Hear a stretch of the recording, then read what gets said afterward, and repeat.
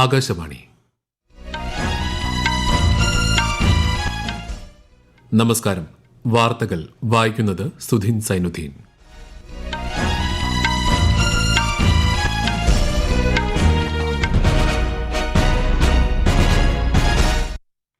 പ്രധാന വാർത്തകൾ. ഇന്ത്യൻ സൈനിക കേന്ദ്രങ്ങൾ ലക്ഷ്യമാക്കി പാകിസ്ഥാൻ നടത്തിയ ആക്രമണങ്ങൾ ശക്തമായി പ്രതിരോധിച്ചതായും വ്യോമ പ്രതിരോധ സംവിധാനങ്ങൾക്ക് നേരെ പ്രത്യാക്രമണം നടത്തിയതായും കേന്ദ്ര സർക്കാർ. കേന്ദ്ര സർക്കാർ വിളിച്ച സർവകക്ഷി യോഗത്തിൽ ഇന്ത്യൻ സായുധ സേനയ്ക്ക് ഏകസ്വരത്തിൽ പിന്തുണ പ്രഖ്യാപിച്ച് രാഷ്ട്രീയ പാർട്ടികൾ.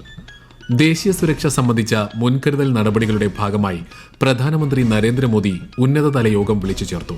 സായുധ സേനയുടെ നീക്കം അഭിമാനകരമെന്ന് രാജ്യരക്ഷാ മന്ത്രി രാജ്നാഥ് സിംഗ്.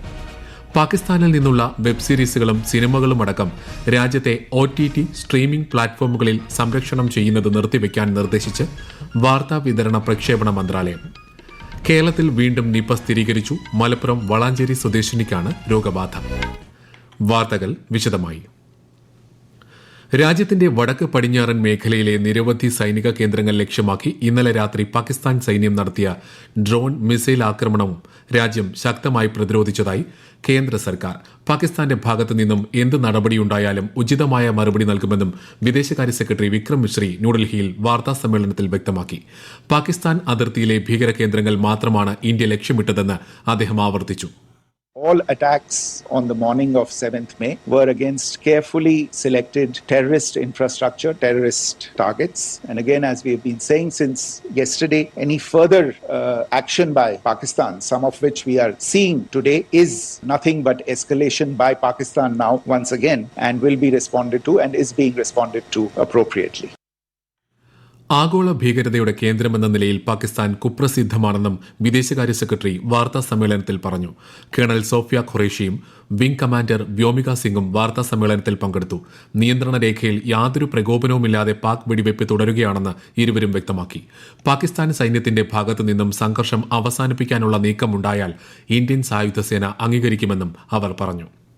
ജമ്മു കശ്മീരിലെ നിയന്ത്രണ രേഖയ്ക്ക് സമീപം പാകിസ്ഥാൻ സേന നടത്തുന്ന ഷെല്ലാക്രമണങ്ങൾക്കെതിരെ ശക്തമായി തിരിച്ചടിച്ച് ഇന്ത്യ ലാഹോറിലെ വ്യോമ പ്രതിരോധ സംവിധാനം തകർത്തതായി പ്രതിരോധ മന്ത്രാലയം അറിയിച്ചു. അതിർത്തി കടന്നുള്ള ആക്രമണം സ്ഥിരീകരിക്കുന്ന ആയുധ അവശിഷ്ടങ്ങൾ മേഖലയിൽ നിന്നും കണ്ടെടുത്തു. കുപ്വാര, ബാരാമുള്ള, ഉറി, രജൌരി മേഖലകളിലാണ് പാക് സേന പ്രകോപനമില്ലാതെ വെടിവയ്പും ഷെല്ലിംഗും നടത്തിയത്. പാക് വെടിവയ്പിൽ 16 പേർ കൊല്ലപ്പെട്ടതായും മന്ത്രാലയം സ്ഥിരീകരിച്ചു. ഓപ്പറേഷൻ സിന്ദൂറിലൂടെ ഭീകരതയ്ക്കെതിരെ തിരിച്ചടി നൽകിയ ഇന്ത്യൻ സായുധ സേനയ്ക്ക് ഏകകണ്ഠമായി പിന്തുണ പ്രഖ്യാപിച്ച് കേന്ദ്ര സർക്കാർ വിളിച്ചു ചേർത്ത സർവകക്ഷി യോഗം. ന്യൂഡൽഹിയിലെ പാർലമെന്റ് ഹൌസിൽ രാജ്യരക്ഷാമന്ത്രി രാജ്നാഥ് സിംഗിന്റെ അധ്യക്ഷതയിൽ ചേർന്ന യോഗത്തിൽ 12-ലധികം പാർട്ടികളിൽ നിന്നുള്ള നേതാക്കൾ പങ്കെടുത്തു. സായുധ സേനയുടെ ധീരതയെ രാഷ്ട്രീയ നേതാക്കൾ പ്രകീർത്തിച്ചു. ഇന്ത്യ നടത്തിയ സിന്ദൂർ ഓപ്പറേഷനെക്കുറിച്ച് ശ്രീ സിംഗ് വിശദീകരിച്ചു. കേന്ദ്ര ആഭ്യന്തരമന്ത്രി അമിത്ഷാ, വിദേശകാര്യമന്ത്രി ഡോക്ടർ എസ് ജയശങ്കർ, ആരോഗ്യമന്ത്രി JP നഡ്ഡ തുടങ്ങിയവർ യോഗത്തിൽ പങ്കെടുത്തു. രാജ്യം അഭിമുഖീകരിക്കുന്ന പ്രധാന വെല്ലുവിളി തിരിച്ചറിഞ്ഞ് രാഷ്ട്രീയ പാർട്ടികളിലെ നേതാക്കൾ ഉത്തരവാദിത്തത്തോടെ കാഴ്ചപ്പാടുകൾ പങ്കുവച്ചതായി പാർലമെന്ററി കാര്യമന്ത്രി കിരൺ റിജിജു യോഗത്തിനുശേഷം മാധ്യമങ്ങളോട് പറഞ്ഞു. ഓപ്പറേഷൻ സിന്ദൂർ ഇപ്പോഴും തുടരുകയാണെന്നറിയിച്ച അദ്ദേഹം ഇത്തരം നിർണായക സമയങ്ങളിൽ രാഷ്ട്രീയത്തിന് സ്ഥാനമില്ലെന്ന് പാർട്ടി നേതാക്കൾ അഭിപ്രായപ്പെട്ടതായും പറഞ്ഞു. जब देश एक बहुत बड़ी चुनौती को हाथ में लेकर के काम कर रहे हैं तो इसमें राजनीति का कोई जगह नहीं है और सब लीडर्स ने एक मत से हमारे सेनाओं ने जो कार्रवाई की है ऑपरेशन सिंदूर को लेकर के पूरे बधाई भी दिया और गौरव का एहसास सबको हुआ है. सिर्फ पॉलिटिकल पार्टीज ही नहीं, पूरा देश एक साथ है, ये भी सबने बताया. യോഗത്തിൽ പങ്കെടുത്ത കോൺഗ്രസ് ദേശീയ അധ്യക്ഷൻ മല്ലികാർജ്ജുൻ ഖാർഗെയും ലോക്സഭാ പ്രതിപക്ഷ നേതാവ് രാഹുൽ ഗാന്ധിയും കേന്ദ്ര സർക്കാരിന് പൂർണ്ണ പിന്തുണ പ്രഖ്യാപിച്ചു. ദേശീയ സുരക്ഷ സംബന്ധിച്ച മുൻകരുതൽ നടപടികളുടെ ഭാഗമായി മന്ത്രാലയതല ഏകോപനവും തയ്യാറെടുപ്പും അവലോകനം ചെയ്യുന്നതിനായി പ്രധാനമന്ത്രി നരേന്ദ്രമോദി ഇന്ന് ഉന്നതതല യോഗം വിളിച്ചു ചേർത്തു. വിവിധ മന്ത്രാലയങ്ങളുടെയും വകുപ്പുകളുടെയും സെക്രട്ടറിമാർ പങ്കെടുത്തു. സിവിൽ ഡിഫൻസ് സംവിധാനങ്ങൾ ശക്തിപ്പെടുത്തൽ, തെറ്റായ വിവരങ്ങളും വ്യാജ വാർത്തകളും തടയൽ, നിർണായക അടിസ്ഥാന സൌകര്യങ്ങളുടെ സുരക്ഷ ഉറപ്പാക്കൽ എന്നിവ ചർച്ചയായി. മന്ത്രാലയങ്ങളും വകുപ്പുകളും സദാ ജാഗരൂകരായിരിക്കണമെന്നും ജനങ്ങളുടെ സുരക്ഷയ്ക്ക് മുൻഗണന നൽകണമെന്നും പ്രധാനമന്ത്രി നിർദ്ദേശിച്ചു. ദേശീയ സുരക്ഷ കണക്കിലെടുത്ത് പാകിസ്ഥാനിൽ നിന്നുള്ള വെബ് സീരീസ്, സിനിമകൾ, ഗാനങ്ങൾ, പോഡ്കാസ്റ്റുകൾ, മറ്റ് ഉള്ളടക്കങ്ങൾ എന്നിവ ഇന്ത്യയിൽ പ്രക്ഷേപണം ചെയ്യാൻ പാടില്ലെന്ന നിർദ്ദേശം.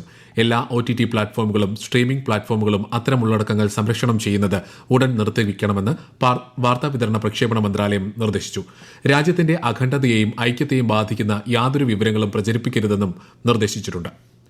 പാക് അധിനിവേശ കശ്മീരിലെ ഭീകര കേന്ദ്രങ്ങൾക്കെതിരെ ഇന്ത്യ നടത്തിയ പ്രത്യാക്രമണത്തെ തുടർന്ന് പാകിസ്ഥാൻ വ്യാജ വിവരങ്ങൾ പ്രചരിപ്പിക്കുന്നത് തുടരുകയാണെന്ന് കേന്ദ്ര സർക്കാർ. പാകിസ്ഥാൻ അനുകൂല സോഷ്യൽ മീഡിയ അക്കൌണ്ടുകൾ വഴിയാണ് തെറ്റായ വീഡിയോ ഉള്ളടക്കങ്ങൾ ഉൾപ്പെടെ പ്രചരിപ്പിക്കുന്നത്. സമൂഹമാധ്യമങ്ങളിലൂടെയുള്ള വ്യാജ വാർത്തകൾക്കെതിരെ പൊതുജനം ജാഗ്രത പാലിക്കണമെന്നും സർക്കാർ നിർദ്ദേശം നൽകി. പഞ്ചാബ് അതിർത്തി മേഖലയിലെ ഫിറോസ്പൂർ സെക്ടറിൽ ഇന്ന് പുലർച്ചെ അതിർത്തി സുരക്ഷാ സേന ഒരു പാകിസ്ഥാൻ നുഴഞ്ഞുകയറ്റക്കാരനെ വധിച്ചു. മൃതദേഹം പോലീസിന് കൈമാറി. എല്ലായ്പ്പോഴും ആഗോള സമാധാനത്തിനും ആഗോള ക്ഷേമത്തിനുമായി നിലകൊള്ളുന്ന രാജ്യമാണ് ഇന്ത്യയെന്ന് ഉപരാഷ്ട്രപതി ജഗദീപ് ധൻകർ ന്യൂഡൽഹിയിൽ ഇന്ത്യ ഫൌണ്ടേഷനിലെ കൌടില്യ ഫെലോകളുമായി സംവദിക്കുകയായിരുന്നു അദ്ദേഹം. ഈ വാർത്തകൾ ആകാശവാണിയിൽ നിന്ന്. ആകാശവാണി വാർത്തകളും വാർത്താ അധിഷ്ഠിത പരിപാടികളും all India radio news Thiruvananthapuram YouTube ചാനലിലും all India radio news Thiruvananthapuram Facebook പേജിലും AIR ന്യൂസ് _തിരുവനന്തപുരം ഇൻസ്റ്റഗ്രാം അക്കൌണ്ടിലും AIR ന്യൂസ് _TVM X ഹാൻഡിലും ലഭ്യമാണ്. ഇറാൻ വിദേശകാര്യമന്ത്രി ഡോക്ടർ അബ്ബാസ് അരക്ചി ഇന്ന് ന്യൂഡൽഹിയിൽ രാഷ്ട്രപതി ദ്രൌപദി മുർമുവിനെ സന്ദർശിച്ചു. ചബഹാർ തുറമുഖത്തിന്റെ പൂർണ്ണശേഷി പ്രയോജനപ്പെടുത്തുന്നതിൽ ഇരു രാജ്യങ്ങളും തമ്മിലുള്ള സഹകരണത്തെ കൂടിക്കാഴ്ചയിൽ രാഷ്ട്രപതി സ്വാഗതം ചെയ്തു.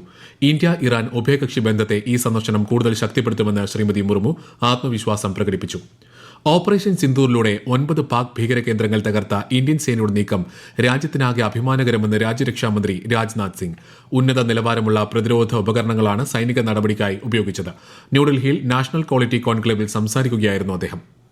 पाकिस्तान और POK में जिस तरह से हमारी आर्म्ड फोर्सेज ने टेरर कैंप्स को नेस्त नाबूद किया है, वो हम सब के लिए एक गौरव का विषय है.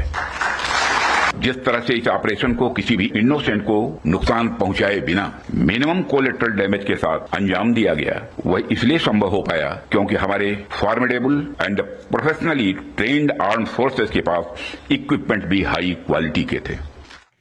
പാകിസ്ഥാനുമായുള്ള സാഹചര്യം വഷളാക്കുകയല്ല ഉദ്ദേശമെന്നും എന്നാൽ സൈനിക ആക്രമണങ്ങൾക്ക് ശക്തമായ മറുപടി നൽകുമെന്നും ഇന്ത്യ. അതിർത്തിയിലെ തീവ്രവാദ കേന്ദ്രങ്ങളിൽ ആക്രമണം നടത്താൻ പഹൽഗാം ഭീകരാക്രമണം ഇന്ത്യയെ പ്രേരിപ്പിച്ചതായി വിദേശകാര്യമന്ത്രി S ജയശങ്കർ വ്യക്തമാക്കി. ന്യൂഡൽഹിയിൽ ഇന്ത്യ ഇറാൻ 20ാമത് സംയുക്ത കമ്മീഷൻ യോഗത്തിൽ ഇറാൻ വിദേശകാര്യമന്ത്രി സയ്യിദ് അബ്ബാസ് അരക്ചിക്കൊപ്പം സഹ അധ്യക്ഷത വഹിക്കുകയായിരുന്നു അദ്ദേഹം. കേരളത്തിൽ വീണ്ടും നിപ സ്ഥിരീകരിച്ചു. മലപ്പുറം വളാഞ്ചേരി സ്വദേശിയായ 42-കാരിക്കാണ് രോഗബാധ സ്ഥിരീകരിച്ചത്. നിലവിൽ പെരിന്തൽമണ്ണയിലെ ആശുപത്രിയിൽ ചികിത്സയിലാണിവർ. പ്രതിരോധ പ്രവർത്തനങ്ങൾ ഊർജിതമാക്കുമെന്ന് ആരോഗ്യമന്ത്രി വീണ ജോർജ് പറഞ്ഞു. മലപ്പുറം കളക്ടറേറ്റിൽ മന്ത്രിയുടെ അധ്യക്ഷതയിൽ അവലോകന യോഗം ചേർന്നു. ഓപ്പറേഷൻ സിന്ദൂറിന്റെ പശ്ചാത്തലത്തിൽ ഡൽഹി വിമാനത്താവളം വഴിയുള്ള 90 വിമാന സർവീസുകൾ റദ്ദാക്കി. ഉച്ചയ്ക്ക് 2 മണിവരെയുള്ള കണക്കുകൾ പ്രകാരം ഇന്ദിരാഗാന്ധി അന്താരാഷ്ട്ര വിമാനത്താവളത്തിലേക്കുള്ള 33 തിരിച്ചുള്ള 46 ആഭ്യന്തര വിമാന സർവീസുകളാണ് റദ്ദാക്കിയത്. 11 അന്താരാഷ്ട്ര വിമാന സർവീസുകളും റദ്ദാക്കിയിട്ടുണ്ട്. റഷ്യൻ വിജയദിനാഘോഷങ്ങളുടെ ഭാഗമായി പ്രസിഡന്റ് വ്ളാഡിമിർ പുടിൻ പ്രഖ്യാപിച്ച വെടിനിർത്തൽ പ്രാബല്യത്തിൽ വന്നു. റഷ്യയിലെ സൈനിക നടപടികൾ ഇതോടെ നിർത്തിവച്ചു. യുക്രൈനിൽ 72 മണിക്കൂർ വെടിനിർത്തൽ നടപ്പാക്കുമെന്ന് ഏപ്രിൽ 28-നാണ് പുടിൻ പ്രഖ്യാപിച്ചത്. അതേസമയം റഷ്യൻ നഗരങ്ങളിൽ യുക്രൈനിയൻ സൈന്യം ഇന്നലെ വലിയ തോതിലുള്ള ഡ്രോൺ ആക്രമണം നടത്തിയതായി റഷ്യൻ വാർത്താ ഏജൻസികൾ റിപ്പോർട്ട് ചെയ്തു. സംസ്ഥാനത്ത് SSLC പരീക്ഷാഫലം നാളെ പ്രഖ്യാപിക്കും. 4,27,021 വിദ്യാർത്ഥികളാണ് ഇത്തവണ SSLC പരീക്ഷ എഴുതിയത്. 72 കേന്ദ്രീകൃത മൂല്യനിർണ്ണയ ക്യാമ്പുകളിലാണ് ഇക്കുറി മൂല്യനിർണ്ണയം നടന്നത്. ത്രിരാഷ്ട്ര വനിതാ ഏകദിന ക്രിക്കറ്റ് ടൂർണമെന്റിൽ ഇന്ത്യ ഫൈനലിൽ. ദക്ഷിണാഫ്രിക്കയെ 23 റണ്ണിന് പരാജയപ്പെടുത്തിയാണ് ഫൈനൽ പ്രവേശം. ഞായറാഴ്ച നടക്കുന്ന ഫൈനലിൽ ശ്രീലങ്കയാണ് ഇന്ത്യയുടെ എതിരാളി. മുതിർന്ന കോൺഗ്രസ് നേതാവ് സണ്ണി ജോസഫിനെ KPCC അധ്യക്ഷനായി നിയമിച്ചു. സ്ഥാനമൊഴിയുന്ന അധ്യക്ഷൻ K സുധാകരനെ പ്രവർത്തക സമിതി സ്ഥിരം ക്ഷണിതാവാക്കി. അടൂർ പ്രകാശാണ് UDF കൺവീനർ. പ്രധാന വാർത്തകൾ വീണ്ടും. ഇന്ത്യൻ സൈനിക കേന്ദ്രങ്ങൾ ലക്ഷ്യമാക്കി പാകിസ്ഥാൻ നടത്തിയ ആക്രമണങ്ങൾ ശക്തമായി പ്രതിരോധിച്ചതായും പാക് വ്യോമ പ്രതിരോധ സംവിധാനങ്ങൾക്ക് നേരെ പ്രത്യാക്രമണം നടത്തിയതായും കേന്ദ്ര സർക്കാർ. കേന്ദ്ര സർക്കാർ വിളിച്ച സർവകക്ഷി യോഗത്തിൽ ഇന്ത്യൻ സായുധ സേനയ്ക്ക് ഏകസ്വരത്തിൽ പിന്തുണ പ്രഖ്യാപിച്ച് രാഷ്ട്രീയ പാർട്ടികൾ. ദേശീയ സുരക്ഷ സംബന്ധിച്ച മുൻകരുതൽ നടപടികളുടെ ഭാഗമായി പ്രധാനമന്ത്രി നരേന്ദ്രമോദി ഉന്നതതല യോഗം വിളിച്ചു ചേർത്തു. സായുധ സേനയുടെ നീക്കം അഭിമാനകരമെന്ന് രാജ്യരക്ഷാമന്ത്രി രാജ്നാഥ് സിംഗ്. പാകിസ്ഥാനിൽ നിന്നുള്ള വെബ് സീരീസുകളും സിനിമകളുമടക്കം രാജ്യത്തെ OTT സ്ട്രീമിംഗ് പ്ലാറ്റ്ഫോമുകളിൽ സംരക്ഷണം ചെയ്യുന്നത് നിർത്തിവെക്കാൻ നിർദ്ദേശിച്ച് വാർത്താവിതരണ പ്രക്ഷേപണ മന്ത്രാലയം. കേരളത്തിൽ വീണ്ടും നിപ്പ സ്ഥിരീകരിച്ചു. മലപ്പുറം വളാഞ്ചേരി സ്വദേശിനിക്കാണ് രോഗബാധ.